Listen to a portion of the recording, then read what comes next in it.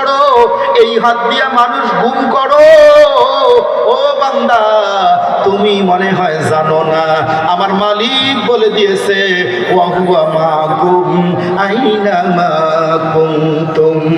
বান্দারে, যেখানেই থাকো আমি তোমার সঙ্গে আছি।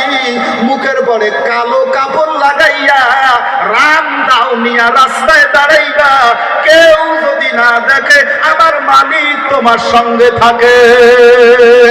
কেমন করে নাফরমানি করবি, কেমন করে অন্যায় করবি রে বান্দা? উদ্দেশ্য একটা, লিয়া বলুয়াকুম আইয়ুকুম আহসানু আমালা। উদ্দেশ্য একটাই রে বান্দা, যাতে করে যে সময়টা তোমাদের দুনিয়ায় দিয়েছে, জন্মার আগেই কেউ মারা যায়, জন্মার পরে কেউ মারা যায়, 1 মাস 2 মাস থেকে মারা যায়, 1 বছর 2 বছর পরে মারা যায়, 10 20 50 বছর পরে মারা যায়। বান্দারে, তুমি কি ভাবো না, তুমি কি চিন্তা করো না যে হায়াতটা তোমারে দিলাম কেন দিলাম? এই যে তোমারে জমি জমা দিলাম কেন দিলাম? তোমারে চাকরিটা দিলাম কেন দিলাম? তোমার এত বড় ক্ষমতাটা দিলাম কেন দিলাম রে বান্দা? তুমি কি ভাবো নাই ওয়া তুইজ্জু মান তাশা ওয়া তুযিল্লু মান তাশা? ইজ্জত দেওয়ার মালিক আমি, ইজ্জত ছিনায়া নেওয়ার মালিক আমি।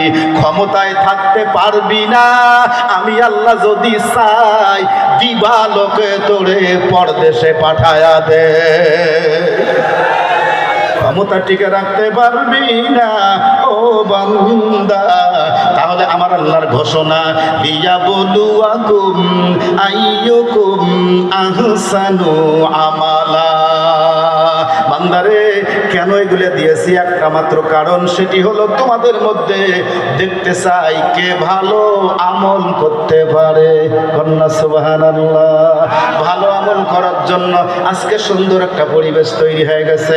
হাজার হাজার আলেম ওলামা তালিব ইলমরা আসছে, হাফেজে কোরআনরা আসছে, মুহিব্বিনরা আসছে। বাজার গুনাহ যদি মাপ পেতে চাও, আল্লাহ তাআলা ডাক দিচ্ছে, সারিউ ইলা মাগফিরা।